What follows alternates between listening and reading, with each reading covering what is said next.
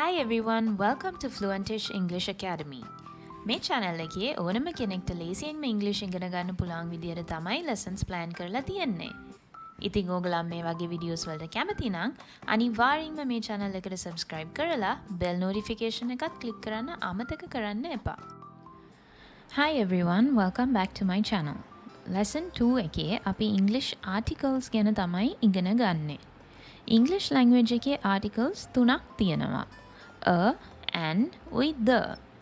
මේ articles අපි පාවිච්චි කරන්නේ නාම පද නැත්නම් nouns ඉස්සරහින්. මේ articles 3 අපි දෙකට බෙදනවා definite and indefinite articles කියලා. Definite කියන්නේ අපි noun එකක අනන්‍යතාවය නැත්නම් identity එක දන්නවා නම්.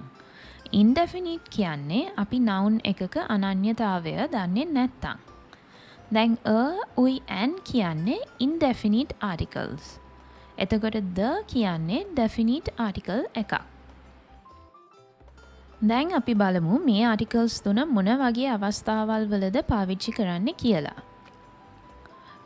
සහ and පාවිච්චි කරන්නේ ඒක වචන නාම පද. ඒ කියන්නේ singular nouns ඉස්සරහින්. නමුත් the පාවිච්චි කරන්න පුළුවන් ඒක වචන සහ බහුවචන නාම පද ඉස්සරහින්. කියන්නේ singular and plural nouns. ඊළඟට මං ඉස්සෙල්ලා කිව්වා වගේ සහ and general දේවල් වලට තමයි පාවිච්චි කරන්නේ. හැබැයි the specific දේවල් වලට තමයි පාවිච්චි කරන්නේ. උදාහරණයක් වශයෙන් ගත්තොත් අපි කියමු අපි පාරේ ඇවිදින ගමන් පූසෙක් දැක්කා කියලා. දැන් අපි ගිහිල්ලා යාළුවෙක්ට මේ ගැන කියන්නේ I saw a cat කියලා. මම පූසෙක් දැක්කා. මොකද අපේ යාළුවා දන්නේ නැහැ අපි මොන පූසා ගැනද කතා කරන්නේ කියලා. ඊට පස්සේ අපිට ඒ පූසව විස්තර කරන්න පුළුවන් the cat was cute කියලා. ඒ පූසා හුරු බුහුඩි. මොකද දැන් අපේ යාළුවා දන්නවා අපි එන ගමන් පූසෙක් දැකලා දැන් මේ පූසා ගැන තමයි කතා කරන්නේ කියලා. දැන් මම කිව්වනේ the singular and plural nouns දෙකම එක use කරන්න පුළුවන් කියලා. ඒ නිසා පූස ගොඩක් හිටියා නම් the cats were cute කියන්න පුළුවන්. ඒ වගේම තමයි ඔයා apple එකක් කෑවනම් I ate an apple තමයි කියන්නේ. දැන් අපි කියමු මේ apple එක අපේ අම්මා හොදලා කරලා මේසෙ උඩින් තියලා අපිට කියනවා මේ apple එක කන්න කියලා.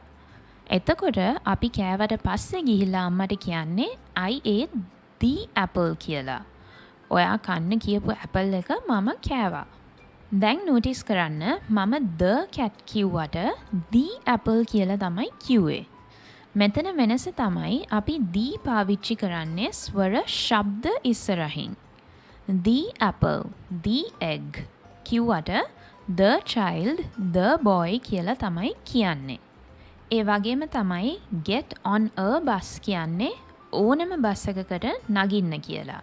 හැබැයි get on the bus කියන්නේ මං කියන බස් එකට නගින්න කියන තේරුම තමයි. දැන් සමහර විට අපිට sure නැති වෙන්න පුළුවන් the and the පාවිච්චි කරන්නේ කියලා. මේක ලේසියෙන්ම මතක තියාගන්න විදිහ තමයි මේ. දැන් English language එකේ vowels නැත්නම් ස්වර අක්ෂර කියන්නේ A, E, I, O සහ U. මෙතන මම quick note එකක් දාන්න ඕනේ. අපි ලංකාවේ ගොඩක් vowel කිව්වට මේක හරි වචනේ තමයි vowel. ඒ කියන්නේ wow, උයි, ල් එකතු කරලා vowel කියලා තමයි කියන්නේ. vowel නෙමෙයි. හරි. එතකොට අපි වෙනුවට n use කරන්නේ A, E, I, O vowel sounds නැත්නම් ස්වර ශබ්ද වලින් පටන් ගන්න වචන වලට. හොඳට මතක තියාගන්න ස්වර ශබ්ද ස්වර අක්ෂර නෙමෙයි. An apple, an elephant, an insect, an orange, an umbrella. umbrella එක U අකුරෙන් පටන් ගත්තත් ශබ්දය තමයි තියෙන්නේ. හැබැයි U ශබ්දයෙන් වචනයක් පටන් ගන්නවා නම් අපි use කරන්න ඕනේ a unicorn, a university, a European. හොඳට බලන්න යුරෝපියන් E අකුරෙන් පටන් ගත්තට U ශබ්දයක් තමයි ඇහෙන්නේ. ඒක හින්දා තමයි use කරන්නේ. ඒ වගේම තමයි an MBA, an hour, an honorable person, an FBI agent. මොකද මේවා වෙන අකුරු වලින් පටන් ගත්තට කියනකොට ඇහෙන්නේ ස්වර ශබ්ද. an hour, an honorable person කිව්වට a house, a hotel කියලා කියන්නේ her ශබ්දය නිසා. අද ඉඳන් මේ ටෙක්නික් එක මතක තියාගන්න. එතකොට ලේසියෙන්ම ද and පාවිච්චි කරන්න කියලා හොයාගන්න පුළුවන්. හරි. දැන් අපි ඉගෙනගත්ත දේ ප්‍රැක්ටිස් කරන්න එක්සාම්පල්ස් ටිකක් බලමු. අපි කියමු අපිට යාළුවෝ දෙන්නෙක් ඉන්නවා සෑම් and ජෝන් කියලා. දැන් අපි අද පාටි එකකට යනවා ජෝන් එක්ක. එතකොට සෑම් අපෙන් ඇහුවොත් අද මොනාද කරන්න කියලා අපි සෑම්ට කියනවා I'm going to a party. මම පාටි එකකට යනවා. මොකද සෑම් මේ පාටි එක ගැන දන්නේ නැහැ. හැබැයි ජෝන්ට අපි කියනවා see you at the party කියලා. පාටි එකේදී හම්බ වෙමු. second example එක තමයි අපි shopping ගිහිල්ලා dress එකක් ගන්නවා. දැන් අපි ගෙදර ගිහිල්ලා අම්මට කියනවා I bought a dress. මම dress එකක් ගත්තා. දැන් අම්මා දන්නවනේ අපි dress එකක් ගත්තා කියලා. ඊට පස්සේ ඒ dress එක අපිට විස්තර කරන්න පුළුවන් the dress is blue. මම ගත්ත dress එක නිල් පාටයි. අන්තිමට an එක sentence එකක් බලමු. අපි සෆාරි එකක අලියෙක් දැකලා ඇවිල්ලා යාළුවෙක්ට කියනවා I saw an elephant කියලා. මම අලියෙක් දැක්කා. මෙතන වෙනුවට an පාවිච්චි වෙන්නේ elephant ස්වර ශබ්දයකින් පටන් ගන්න නිසා.